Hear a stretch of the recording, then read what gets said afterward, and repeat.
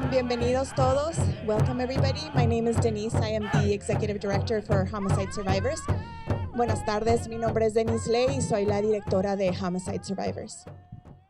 It's a pleasure to extend a warm welcome to all this evening. On this solemn and significant evening, I stand before you during this National Crime Victims' Rights Week Candlelight Vigil. As we gather here to honor the lives lost, to remember those who have been taken from us in the most unimaginable manner, and to lend our support to those who have experienced profound grief, I am deeply humbled by the strength and resilience that fills this space. Tonight, we come together as a community, united by a shared purpose, to acknowledge the pain and suffering that crime inflicts upon individuals, families, and our society as a whole. We recognize that behind every statistic lies a human story, a life cut short, dreams shattered, and a community left grappling with the aftermath. In the face of such heart-wrenching tragedy, it is crucial that we come together to remember, to heal, and to advocate for justice.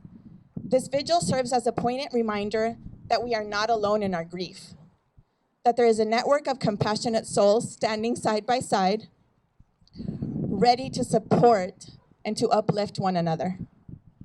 We come together not only to honor the memory of our loved ones, but also to find solace and strength in one another's presence. Tonight, we are bound by a common thread. That thread weaves through the fabric of our lives, connecting us in our pain and in our resilience. During National Crime Victims' Rights Week, we come together with a resounding question echoing in our hearts. How can you help? To those who have lost someone to the senseless act of homicide, this question holds a profound significance. It speaks to the deep longing for support, understanding, and compassion that we seek as we navigate the complex emotions that accompany our grief.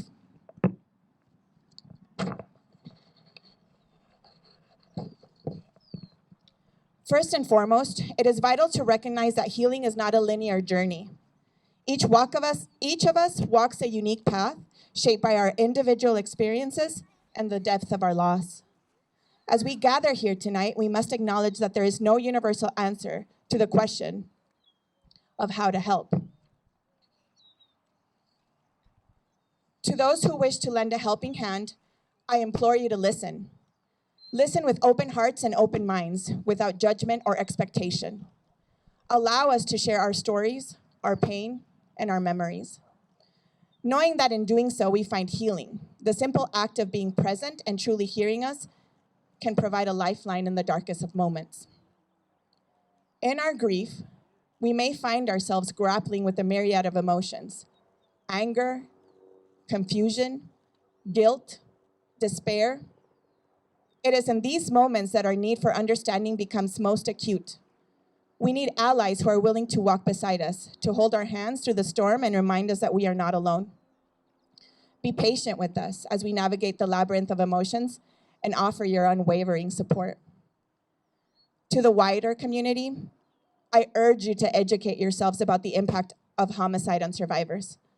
Seek to understand the nuances of our experiences and the challenges we face.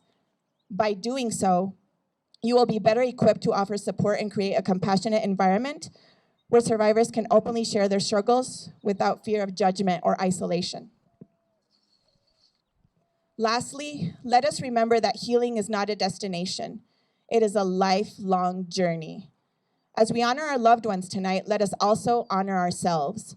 Let us celebrate our resilience, our strength, and our capacity to find hope amidst the darkness. Together, we can create a world where survivors are not defined solely by their loss, but are supported in their quest for healing and justice.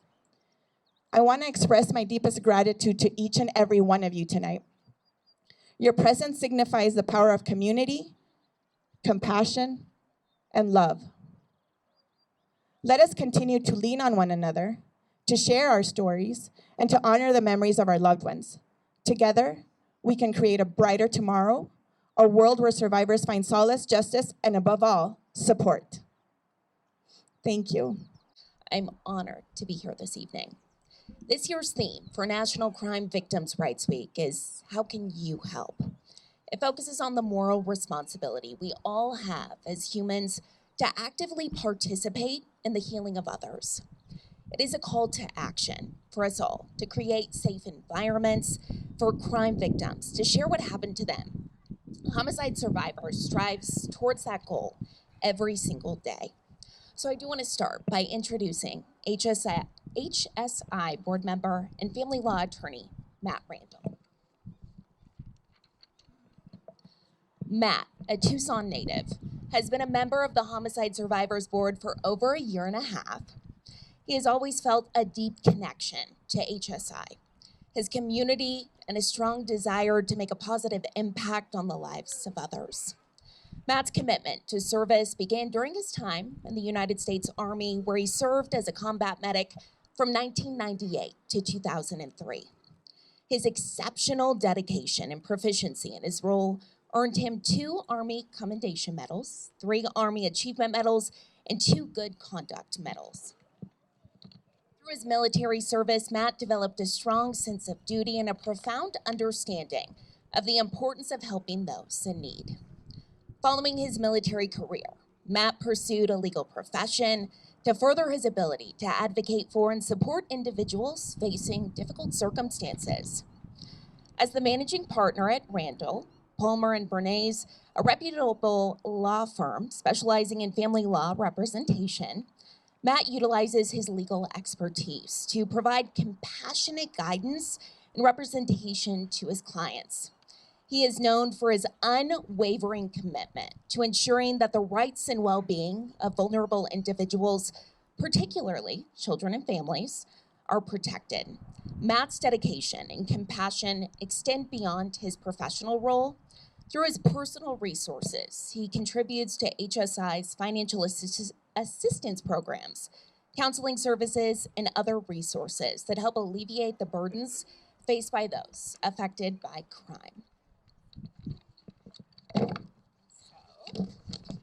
We know that Matt's tireless efforts, both within his professional capacity and through his personal contributions, exemplify his selflessness and deep-rooted commitment to helping others. So please help me welcoming Matt.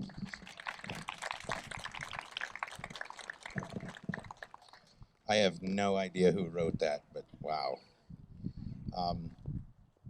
The first part of this, I was going to introduce myself, but I feel like that just got crushed. My name is Matt Randall. I'm a board member of Homicide Survivors and a veteran of the war in Iraq.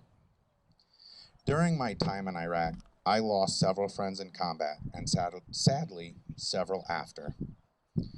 The pain and grief of having someone you love taken too soon is deeper than words can express. The world and day-to-day life are filled with reminders of them. Your dreams are full of their presence, and it seems as though no one else can fathom the depth of your suffering. Slowly, things change. Moments of peace increase and last longer.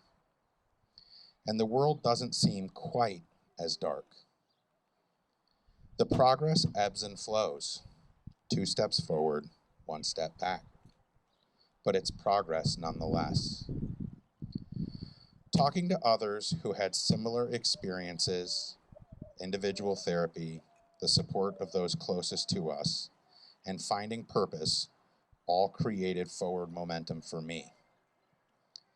A huge lesson for me was accepting that there were those who just couldn't understand, and then adjusting their place in my life accordingly. I have found that over time, the thing that brings me the most peace and the most healing is being of service to others and to my community. Which leads me to the theme of this year's gathering. How would you help? It doesn't have to be some grand effort that makes the front page of the paper or the 10 o'clock news. In fact, it usually isn't. Holding the door open for someone with their hands full at the store, letting a car in your lane when traffic has to merge, or offering to return someone's grocery cart are all ways to be of service to others daily.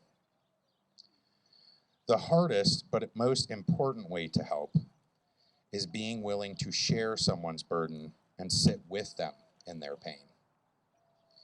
All too often in today's society, the response to those that are in pain is solution-based.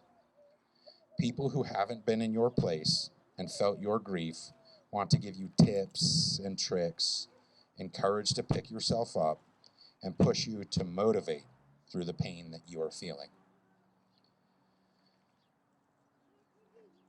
I've heard it explained this way.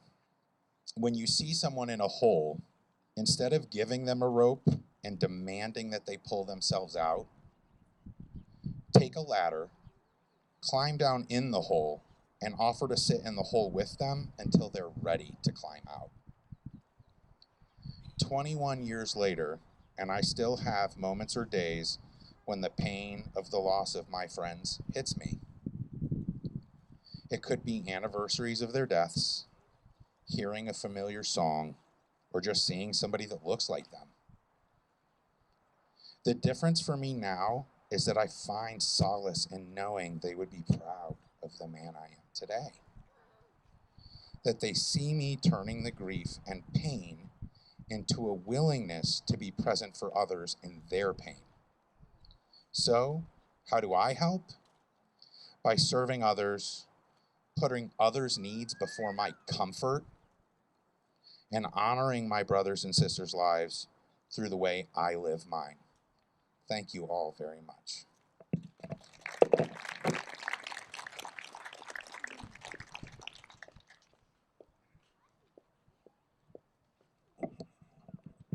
Thank you, Matt. And next, we want to introduce Narda and Sylvia, HSI staff and survivors, dedicating a poem and a reflection on survivor Valerie Saavedra.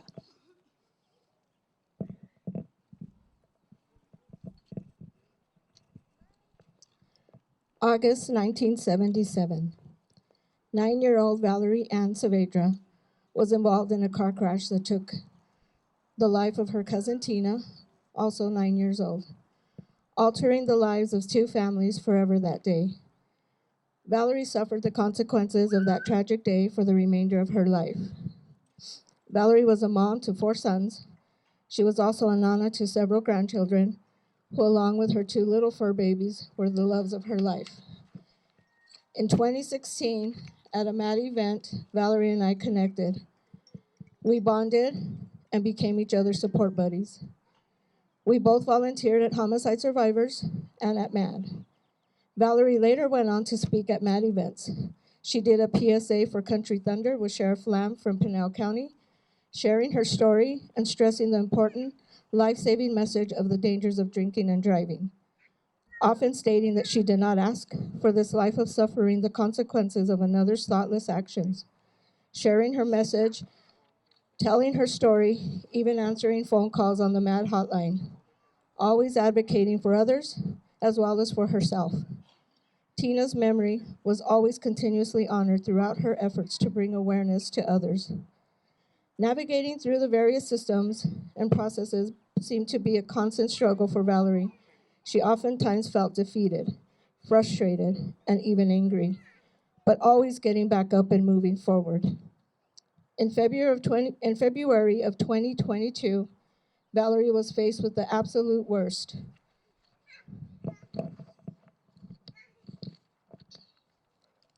She was faced with the absolute worst nightmare, which became a reality, the inevitable, the one thing she had dreaded.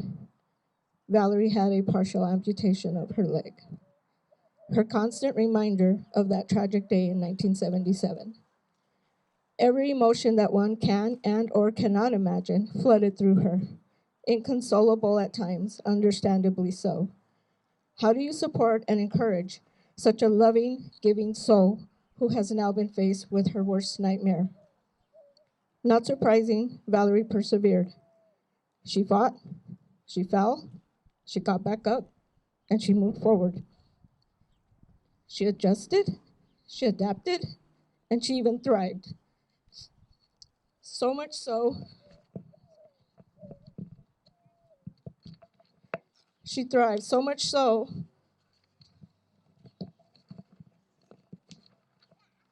so much so that she was in the works of developing exercise clothing for amputees. How amazing is that?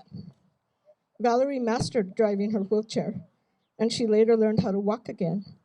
One of the last conversations I had with Val was that she was so damn proud of herself. She took her first steps. Baby steps, but nonetheless steps. Offering support and encouragement through the tears, joy, and laughter, she had mentioned how far she had surprisingly come and how much she loved Narla and I, and the continued support. And the continued support from homicide survivors. To this day, I still have Valerie's Christmas gift in my car. I never made it to go see her for the holidays. And now here I stand instead, sharing her story and honoring her memory. To say that she is missed is an understatement. We here at Homicide Survivors will continue to honor her and keep her memory alive, as well as her cousin Tina.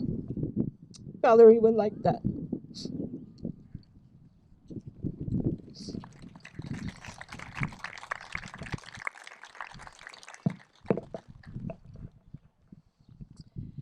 Her journey's just begun. Don't think of her as gone away. Her journey's just begun. Life holds so many facets. This earth is only one. Just thinking of her as resting from the sorrows and the tears, in a place of warmth and comfort, where there are no days or years. Think how she must be wishing that she could know today how nothing but our sadness can really pass away. And think of her as living in the hearts of those she touched. For nothing loved is ever lost, and she was loved so much.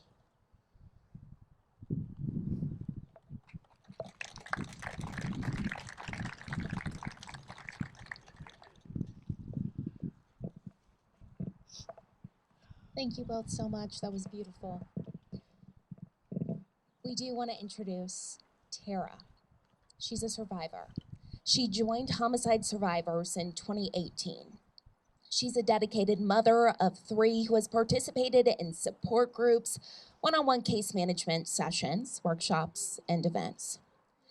Tara, who was faced with tragedies before, lost her brother, Warren Myers, in 2005, and her sister, Kimberly Myers, in 2017, both to homicide. Tara's resilience shines through her experiences. Her strength and courage serve as a beacon of hope for others who are grappling with similar heartaches. Despite the immense pain of her losses, she continues to show up for herself and her children, refusing to let the darkness consume her spirit. Through her active involvement with homicide survivors, Tara has not only found comfort and understanding, but has also become a pillar of support for fellow survivors, offering empathy, wisdom, and a listening ear to those who need it. Tara's story inspires us to embrace our vulnerabilities, lean on each other for support, and believe in the possibility of healing and renewal, even in the midst of profound loss. Her journey is a testament to the transformative power of community, love, and inner strength. So please help me welcome Tara.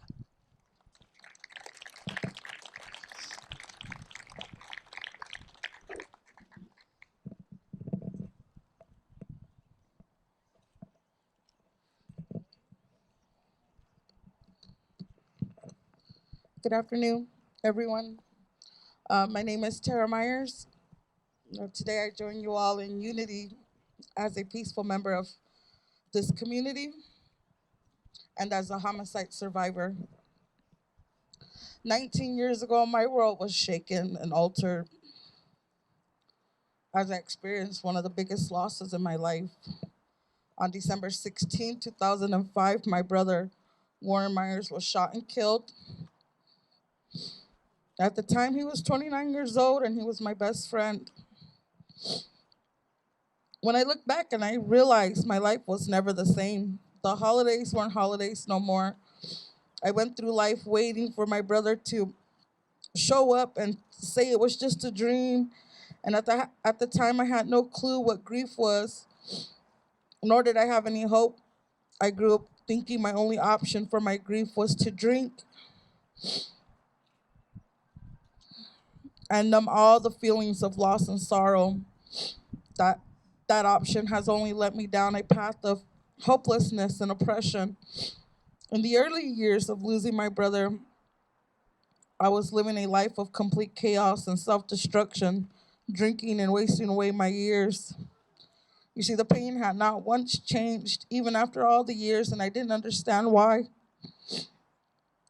And then 12 years after losing my brother, I received a call on November 22nd that my sister, Kimberly Myers, was also shot and killed. At the time, I felt I had no choice but to block out everything.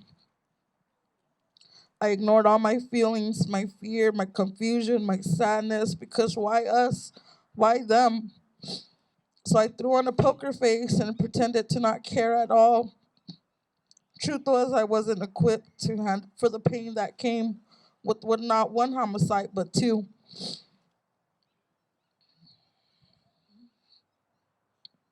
Now, my brother meant the world to me, but my sister, she was like a second mom. And what hurt the most is we weren't on talking terms when she was killed. And regret has ate at my soul since that phone call on that day. I know the feelings, you know the feelings, you know the feelings I had were so complex because at first I had no idea what grief was. At the same time, I had no hope. My only emotion I knew was pure anger. It was the only option I knew at the time. However, 9 months after my sister's death, while we were getting ready for trial, there was, in fact, a glimmer of hope, unbeknownst to me. There was a light in the midst of my chaos. It was there where I met HSI. I can't tell you what drew my attention to an organization who I had never heard of in all my life, but I will say I was desperate for healing and I was desperate for peace. I was searching for options and I wanted hope. I was so tired of feeling like no one understood me or the pain that I carried. The services I received at HSI, as well as the victim advocates at the federal courthouse, opened my world to a world of hope and healing. I was not alone, and my feelings were all valid. I had lost 2 siblings, and you may have lost someone too. Together, we are a community that no one will understand, and I pray they don't. The pain is sometimes too unbearable, but I am now able to heal in a way that is manageable. You see, I didn't know I was a survivor. I didn't know that one day I get the opportunity to tell someone like you that you are not alone in your journey of grief. And that in fact there is hope in healing by supporting one another and by acknowledging that it is okay to not be okay. The people we lost, they did matter. They always have and they always will. Today I, join you as we honor our loved ones who are now resting in peace. Thank you.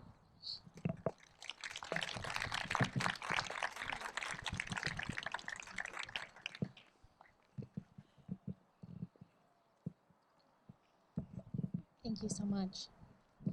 I do want to now introduce survivor Alma. Alma Sainz was born in Empalme, Sonora, and has resided in Tucson for 15 years. She has 2 daughters, Fabiola and Mara Adeline, with her husband, Juan Martin Quinn Amavisca. Juan was murdered during a robbery on November 6, 2016. Alma recalls the day that HSI advocates arrived in her home 8 years ago, and they were there throughout the year-long court process and continue to offer support via support groups.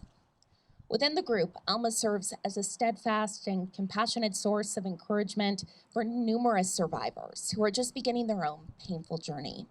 She consistently urges them to hold on to hope and not give up. Presently, Alma works as a caregiver. It's a role she finds extremely fulfilling. In her leisure time, she enjoys taking long walks and cherishing moments spent with her family. So if you could help me in welcoming Alma.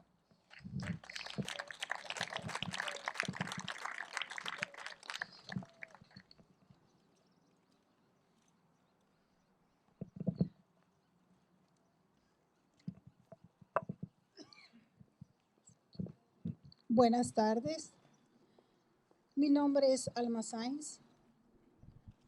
El día 6 de noviembre de 2016, mi esposo a trabajar y ya no regresó. Levantó a un muchacho en la avenida 28 y 10 al sur de Tucson y llegando a su trabajo lo asaltó y lo golpeó hasta dejarlo inconsciente. Llegó la ambulancia y policía, se lo llevaron al hospital y a los 20 minutos falleció. Desde ese día mi día y las de mis hijas cambiaron por completo. En unos días se presentaron a mi departamento personas de sobrevivientes de homicidios ofreciéndome su ayuda y apoyo en todos los aspectos. Gracias a ellos salí adelante. Estoy muy agradecida con todos los que colaboraron, policías, abogados, detectives, que hicieron un buen trabajo y en la corte el proceso duró casi un año.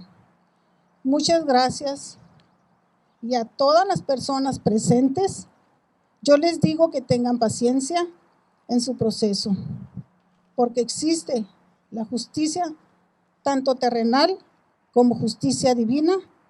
Muchas gracias por su presencia y que Dios me los bendiga.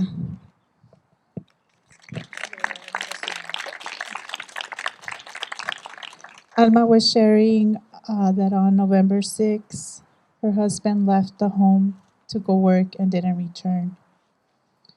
She talks about her journey and the people at Homicide Survivors who showed up at her home and how supported she felt during the investigation with the attorneys, detectives.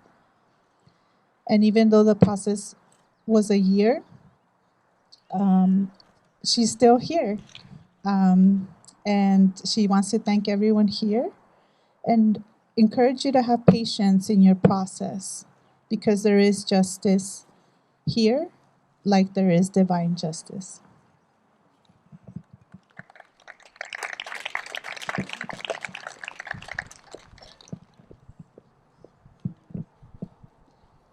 We would now like to invite our law enforcement officers who will be reading the names of those murdered in Tucson since April 1st, 2023.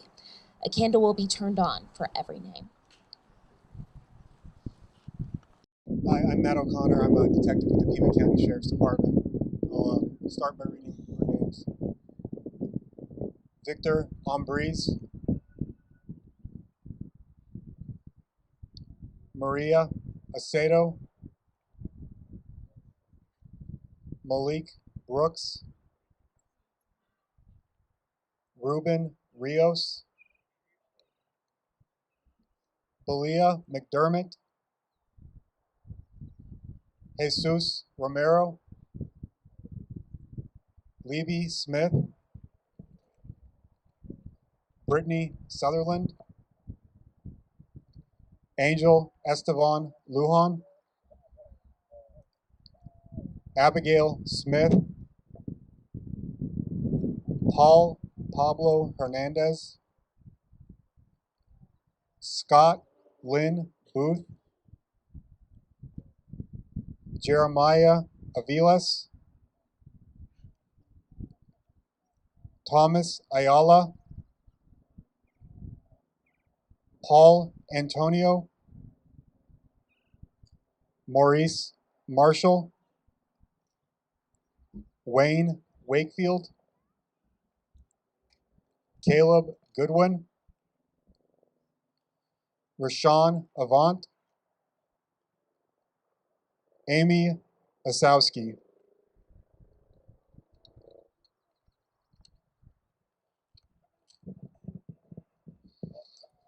Good evening, I'm Sergeant David Stivers, also with the Pima County Sheriff's Department. Terrell Javier, Tyler Nahupi, Xavier Morales, Sonia Zaragoza, Jacob Stark, Daniel Lopez, Arath Robles Miranda, Richard Robertson, Nadine Montez, Jesus de Jesus Gonzalez Ayala, Curtis Wall, Raul Zepeda Gonzalez, Jose Salcido, Jonathan Bartholomew, Lionel Matthews, Isaac Benitez, Nico Valenzuela, Malenko Reno, Bernardo Alcala Jr., Veronica Santana.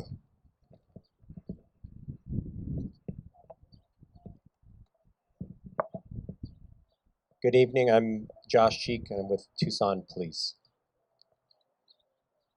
Jaime Macias, Reynaldo Carballo Morales, Jason Magram,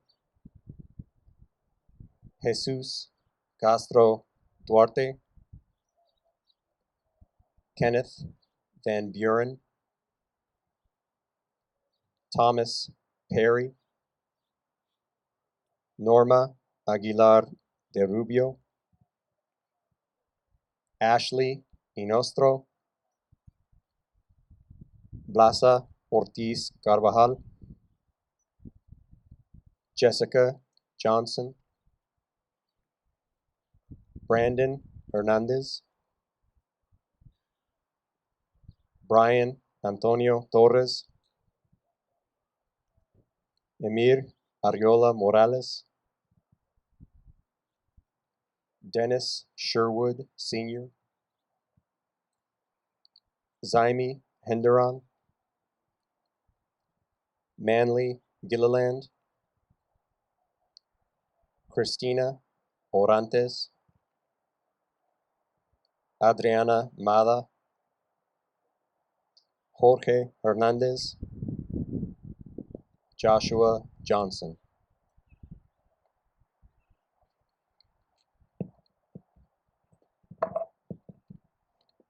Hello, Kelly Ewings, Tucson Police.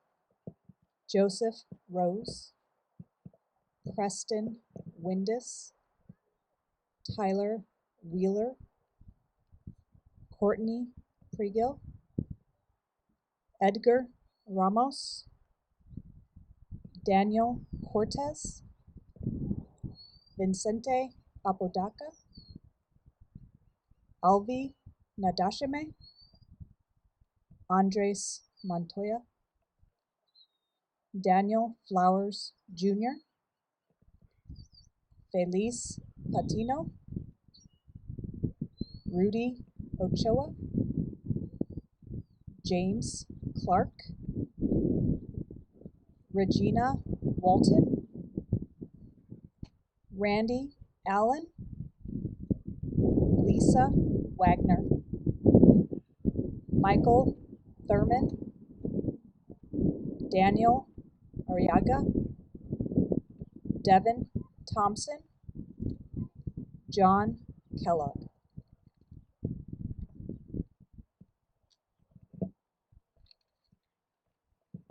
Good evening, Patrick Robinson from the Tucson Police Department. Daniel Kellogg, Jeremy Garcia, Sarah Chavez, Devin Frank, Fabian Garcia, Mario Vega, Tobin Pico, Devin French, Devin Lewis, James Alvarado, Denitza Ferrales Sanchez, David Selleck, Theodore Ryder, Cassandra Poole, Jeffrey Honer, Isaiah Brewster, Earl Jackson, Alex Medina, Marissa Anderson, and Carla Kraft.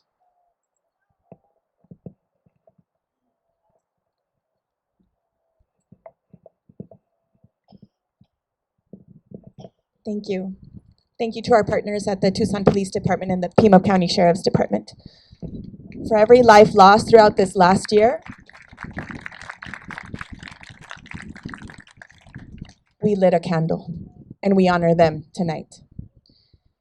At this time, I'd like to invite you to come up and say your loved one's name as we start to form a circle around the Four Winds drummers, and we can start to begin in lighting our candles. For my son, Rafael Ballesteros. Arad Robles.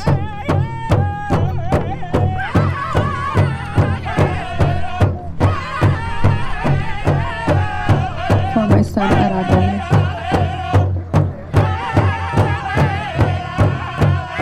Mi nieto, Arad Robles.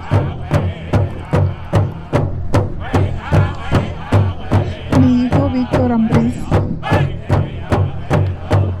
For my brother Victor.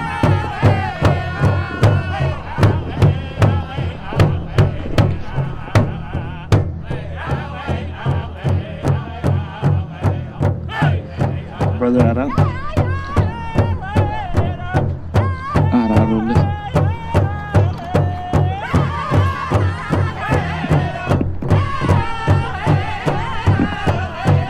Arad Robles. Robles.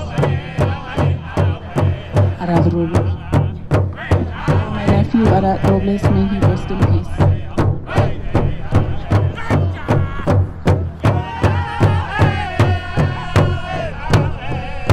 Arad Robles.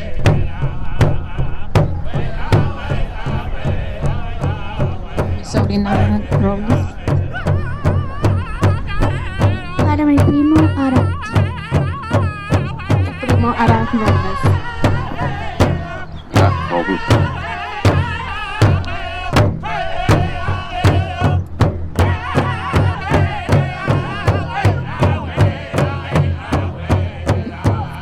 My son, Daniel.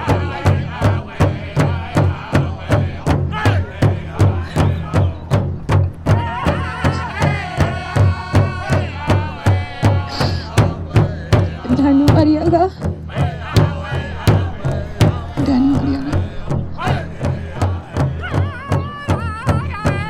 For my brother Frankie Ariaga.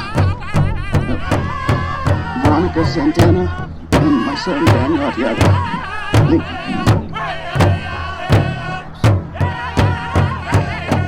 For my son, Caleb Goodwin. For my baby brother, Caleb Goodwin. Caleb Goodwin. Caleb Goodwin. My friend, Caleb Goodwin. For my brother Caleb Goodwin. For our son, Jesse Van Hernandez. For my husband, Scott McDermott. My dad, Scott McDermott.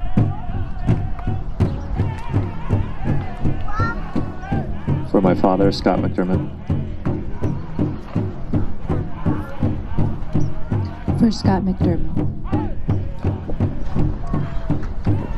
My son, Francisco Hawkins. For my twin sister, Lorraine Salas Lee. Sorry. For my niece, Anissa Giselle Ferrales. Danisa Ferrales. For mi hija Danisa Ferrales. For my cousin Giselle. For my cousin Giselle. Danisa Ferrales.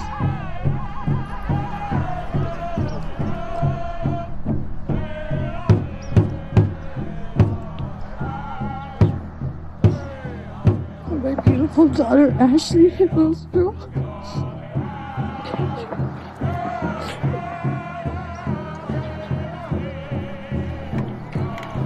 My sister, Ashley.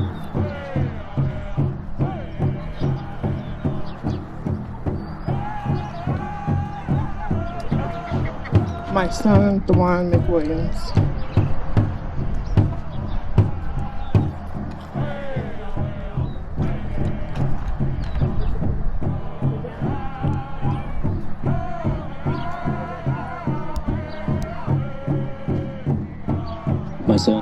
Lujan. My cousin Angel Lujan. My cousin Angel Lujan. My cousin Angel Lujan. My cousin Angel Wuhan. My son Angel Luhan. My nephew Angel Lujan. My son Patrick Balbastro and Cindy Burnett. Mi hijastro Patrick Balbastro. My son Jaron DeSaris. My prima Vero Santan. My brother and sister Warren and Kimberly Myers. My mother, Kimberly Myers.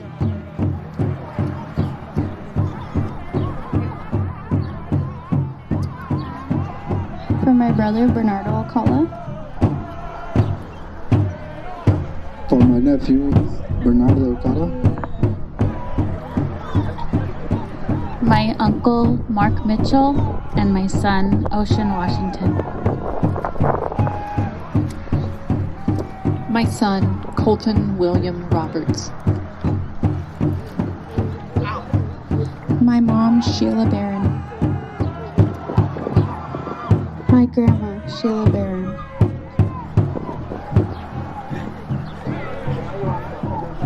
My godbrother Michael Henderson. My friend Michael and Valerie. My son Vishawn Baker. My husband Alonso Vasquez. My dad Alonso Vasquez. Mi esposo Juan Martín Cuen Amarisca. My dad Alonso Vasquez.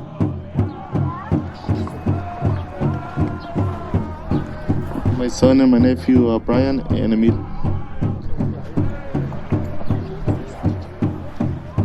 Brian and me. Brian and Amid. My son Brian Torres and Emil, my best friend. Brian and Emil. Brian and Emil. Brian and Emil. Por mi hijo Emil Arreola y Brian. Brian and Emil.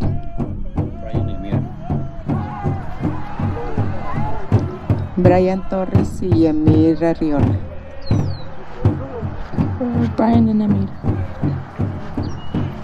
Brian y Emil.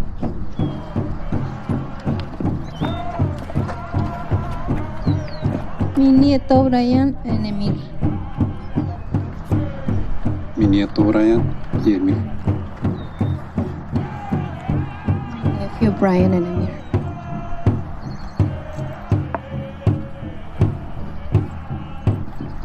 My daughter K. Dot Gonzalez.